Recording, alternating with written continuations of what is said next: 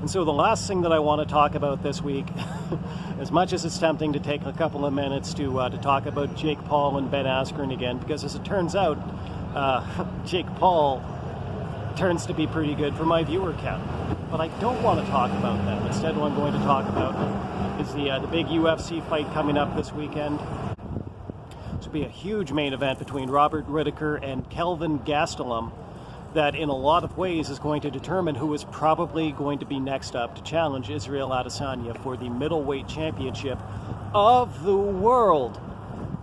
Now, the middleweight division, definitely it doesn't have the star power of the lightweight division. But in my opinion, the middleweight division is actually the one that is the most fun to watch. It's the most complete division in MMA, in my opinion. It's the one where you see, what I would call the best convergence between, guys that can wrestle, guys with knockout power, and all of that stuff. And so it's a very fun division to watch, so I'm really looking forward to this one. And I'm really looking forward to this one in particular because this is actually finally the fight that we've been waiting for about 2 years. So let's reel things back a little bit. Let's walk back and go back to 2019.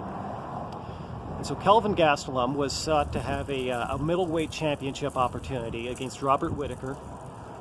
And they actually got to the morning of the fight.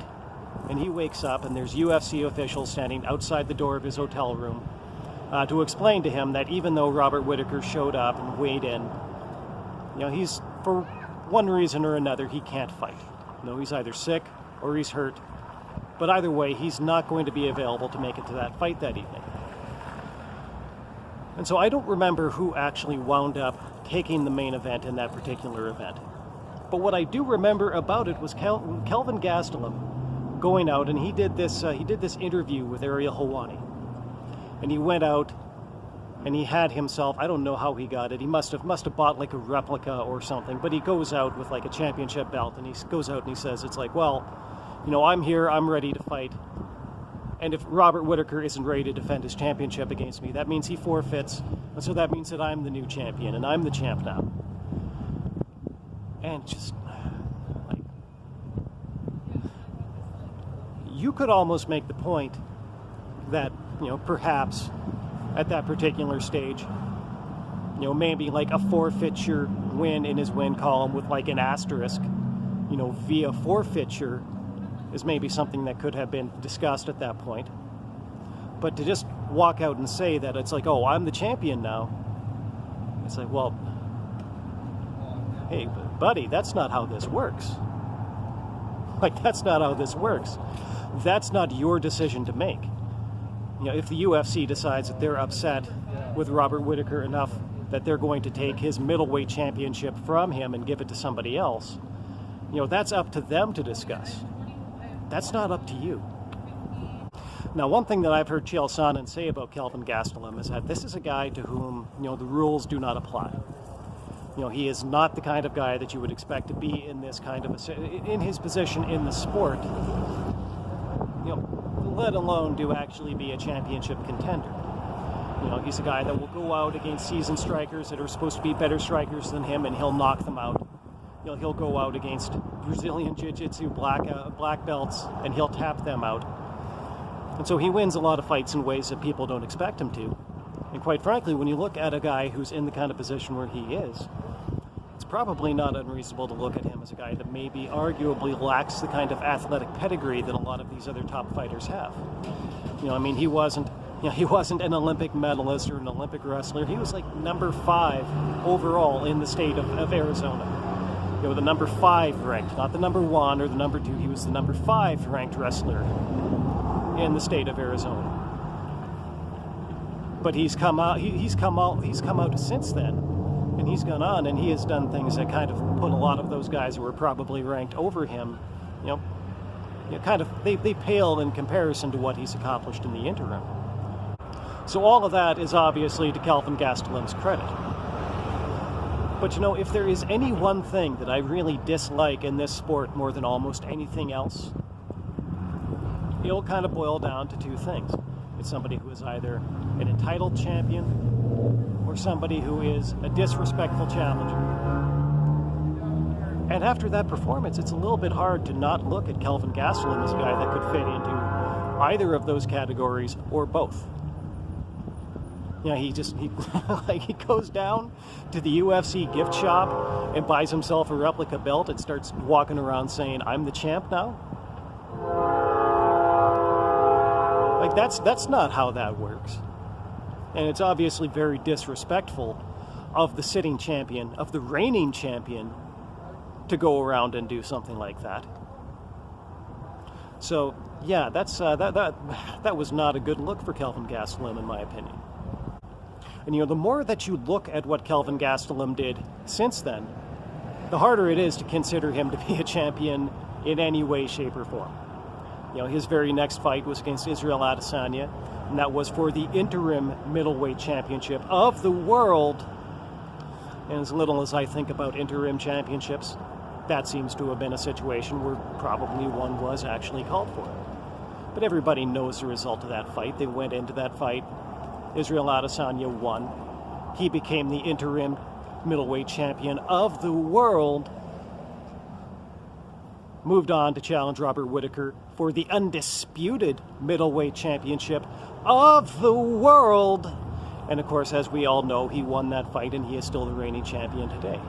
But all of that whole exchange started with Kelvin Gastelum, you know, walking into that fight as the presumptive self-declared champion and then not getting it done in the octagon. And so then what was the next fight that he had after that? Well, the next fight that he had after that was against Darren Till. You know, the guy who was supposed to be fighting Robert Whittaker this weekend, but he went on, fought Darren Till, and he lost that fight as well. And then he fought Jack Hermansson after that, and he lost to Jack Hermansson. He declared himself to be a self-declared middleweight champion of the world, and then went on to lose 3 consecutive fights. And as a matter of fact, the next time that he won, unfortunately I'm not remembering the name of that fighter right now, but his last fighter that he actually managed to defeat is against a guy now ranked number 16. And the entire time that Kelvin Gastelum had declared himself to be the self-declared middleweight champion of the world, he didn't beat a single fighter in the top 15. The next guy that he beat was ranked number 16. Now, I know that if I were in Robert Whittaker's shoes, I would feel very disrespected by Kelvin Gastelum. But much to his credit, that isn't anything like what Robert Whittaker is talking about right now. All Robert Whittaker is talking about is the fight that's in front of him. You know, he's spending more time talking about his newborn son and this last Christmas that he had than he is talking about the way that Kelvin Gastelum kind of came out and just absolutely disrespected him. So obviously this is not living in Robert Whittaker's mind as he goes into this fight.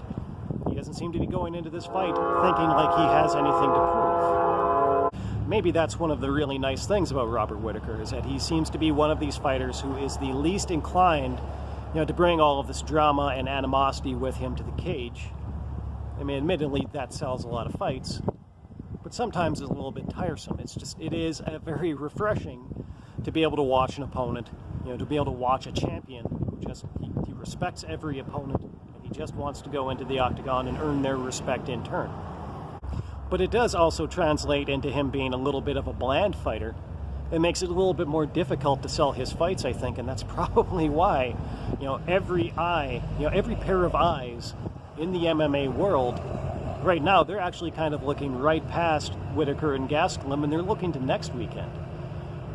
You know, they're looking to Jorge Masvidal and Kamaru Usman for the welterweight championship of the world. You know, so much so that, in all honesty, I'm going to be real with you, I actually have found a difficult time coming up with a story out of this Whittaker Gastelum fight for this weekend. Which really, you know, as fun and exciting a division as the middleweight division is, that doesn't speak great things about where the middleweight division is right now. This is actually a fight that every pair of eyes in the MMA world should be absolutely riveted to.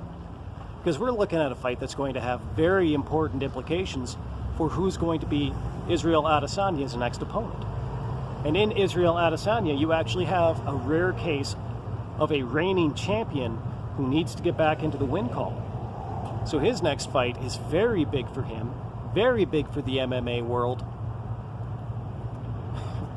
And there's not a whole lot of really interesting talk about this fight, and I think that's kind of a shame. Because there is an interesting story here. You know, as little as Robert Whittaker seems to be concerned about it, Kelvin Gastelum, I think that he does need to be taught some respect. And I think that Robert Whittaker is the ideal fighter to teach it to him.